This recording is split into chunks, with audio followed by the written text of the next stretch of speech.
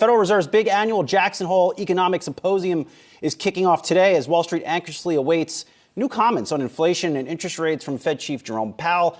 Yahoo Finance's Brian Chung got to sit down with Kansas City Fed President Esther George, and Brian joins us now live from Jackson Hole. Brian, no fly fishing for you just yet.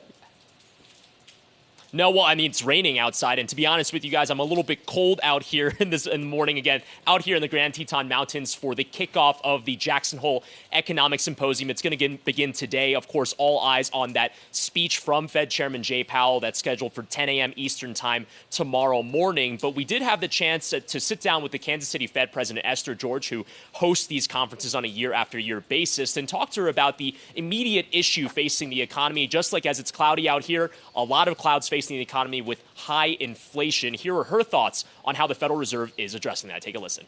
I don't think it will get down to where we'd like it to be by year end. But I think what we're dealing with right now, Brian, is what we've seen for a while, and that is an imbalance between demand and supply.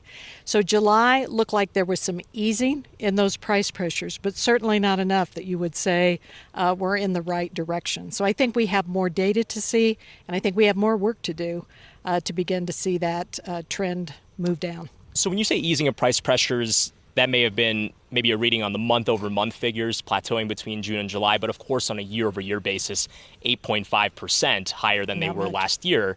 What is the proper way to think about inflation data? Because you have a lot of people wondering, what is the right way to read this? All they see is what's happening at the store, which, of course, is a lot worse than it was a year or two ago. No, it's true. Headline inflation is very important because when you pull up to the gas pump, what you see is that high price of gas. So when that came off a bit, that provides some relief. But on the other hand, food prices have not yet shown that kind of downward trend when people go to the grocery store. So it's a very important factor in how people feel about the economy, their sentiment around that, and how they spend their dollar. Now, as the Fed raises interest rates, the question has been whether or not you can pull off this soft landing by which you can get inflation down without triggering a sharp uptick in the amount of unemployment in this country, which we haven't seen yet, for the record. But wondering how you feel the progress report is on the Fed's job doing that. Mm-hmm. So we're still pretty early. Remember, we've done a lot in less than 6 months to begin that process. And so because of the lags with that policy, again, because of the additional work we have to do, I'm not sure we'd expect to see that turn around very quickly just yet.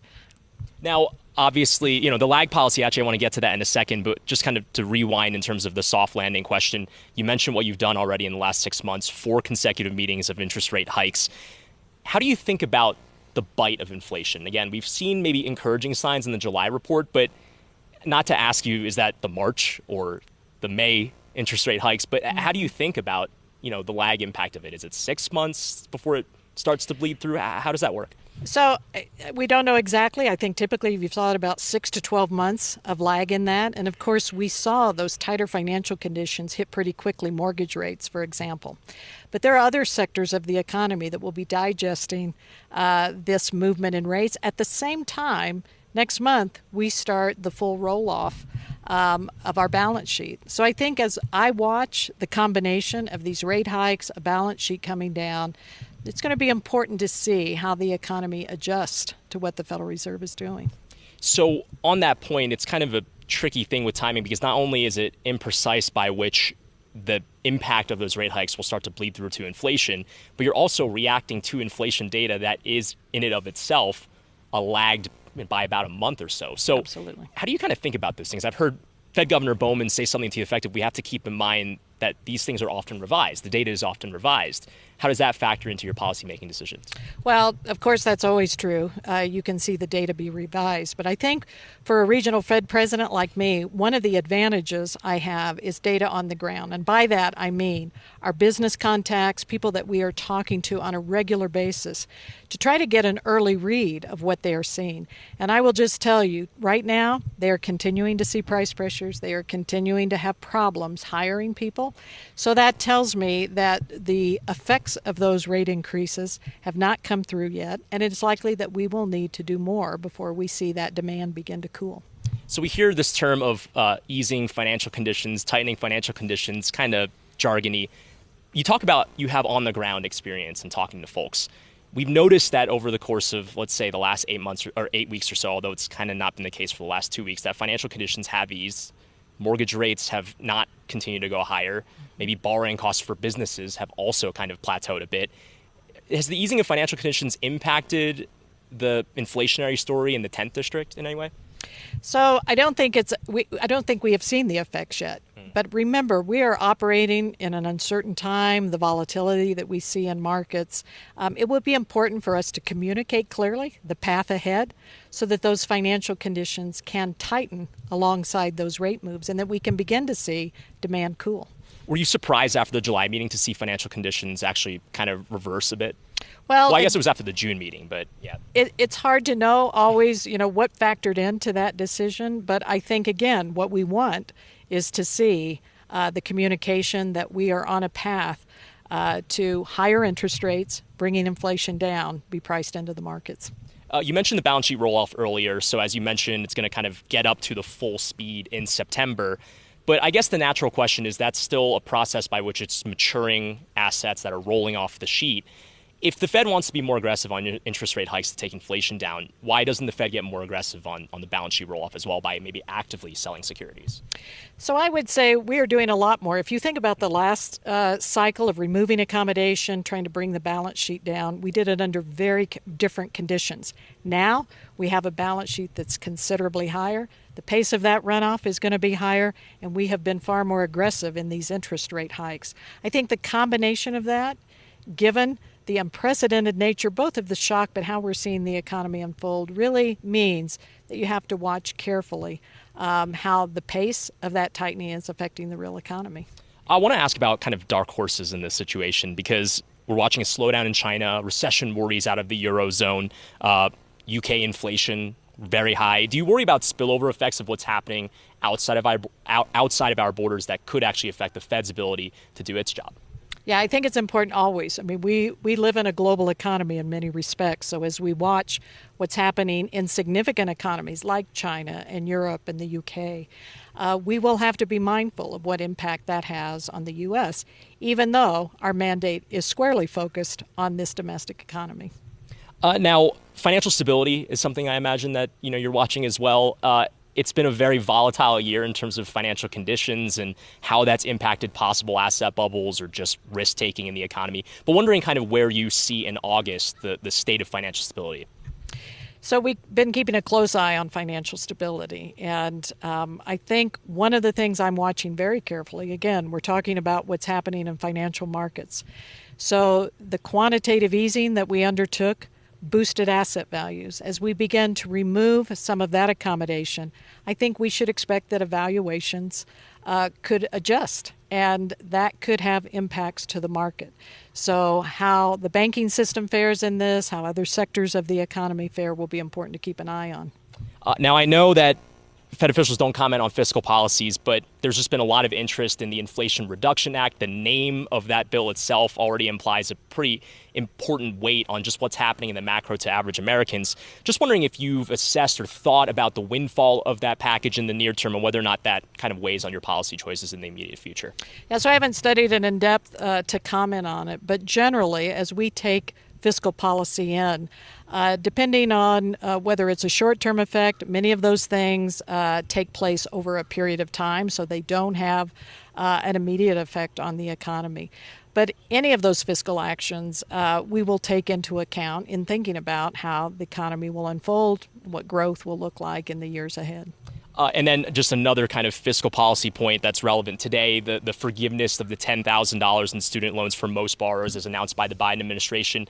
Just wondering if you have any thoughts on, the inflationary implications of that type of thing. Yeah, I haven't looked at it, so it wouldn't be fair to comment on. I don't know that, again, given the total size of that relative to what we're looking at in terms of the total size of the economy and the imbalances we see there, that I'd have much to say about that at this point. And the final question, just to kind of bring things full circle here, for the many Americans that maybe don't watch the 10-year yield or don't know the nuances of quantitative tightening, what is the message on kind of what the Fed's doing with inflation continuing to run pretty uncomfortably high?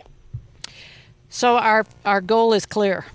We are trying to get back to 2% inflation as quickly as we can without doing damage to the economy. That means we will continue to be watching what's happening in the job market, what's happening to inflation as it comes down.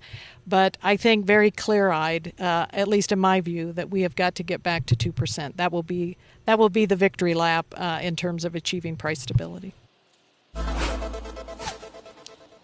A wide-ranging conversation with the Kansas City Fed president there, not necessarily clarifying if she favors a 50 or 75 basis point increase in the Fed's next meeting in September, but of course, all that in the vein of the Federal Reserve wanting to be data dependent. Of course, again, a lot of other Fed speak expected this week, with Fed Chair Jay Powell speaking tomorrow morning, and more Fed interviews on Yahoo Finance. And of course, we'll have the full coverage of all that live right here from the Grand Teton Mountains, guys.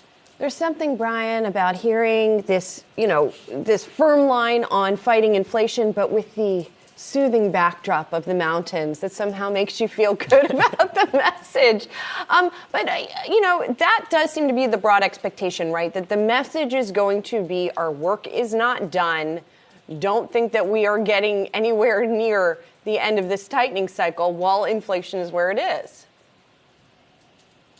Yeah, well, I mean, the interesting thing about that is that financial markets didn't apparently get that message after the Fed's first 75 basis point hike in June. And we saw the stock market rally. We saw bond yields actually come down. And we know that as a proxy for longer-term interest rates, the Fed probably would have preferred to see the 10-year yield go even higher as opposed to in the opposite direction. Now, of course, even before the Fed said anything from Jackson Hole, we saw financial conditions retighten over, let's call it, the last 2 weeks or so. So maybe the Fed chair can revise his speech tomorrow to essentially water down perhaps a little bit how hawkish he wants to be. Now, whether or not Jay Powell is actually scratching anything from that speech remains to be seen. But broadly speaking, this is a tightrope because you heard what the Kansas City Fed president said in that interview that we just played, which we taped yesterday. Really what she's saying is that the Fed needs to get to 2% as fast as it can. However, there is some concern about the speed by which they're hiking interest rates. Now, you'll recall that Kansas City Fed President Esther George actually dissented from that first 75 basis point hike in June. She preferred a smaller half percentage point hike, which was a surprise to a lot of people who have seen her historically as someone who favors faster tightening in previous cycles.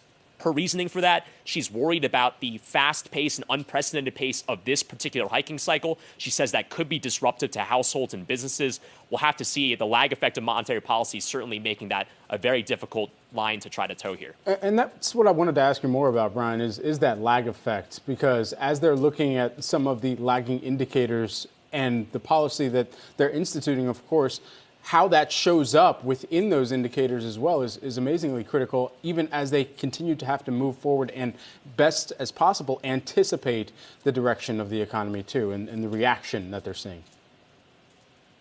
Yeah, and that gets at one of the questions that I asked her, which is there's kind of two timing issues with the Fed policies here. One is, of course, the fact that once the Fed raises interest rates, it might not be 6 or 12 months until you actually start to see the bite of those interest rates take hold on inflation or the labor market. But the other thing is that the Fed is making those interest rate policy decisions based off of inflation data or jobs data that in many cases is looking at an economy as of maybe 4 weeks prior to that. So how do you kind of square those things together? Also, when you add the impact of revisions, we saw GDP figures for the second quarter, for example, come in on a revised basis, not as bad of a contraction as originally thought in the beginning of at the first read when we got a few weeks ago. So all of these things are moving parts. Esther George saying that's the reason why the Fed has to be so data dependent when it's as cloudy as it is out here in Jackson Hole at the Grand Teton Mountains. You have to be nimble and be flexible, just like our production team over here, which has had to kind of move some stuff around and make sure that we can actually accommodate for the rain. Fed policymakers approaching it very similarly. All right, out there in Jackson Hole, Wyoming. Brian, excellent conversation there. We're looking forward to more to come from your coverage out there in Wyoming. Thanks so much.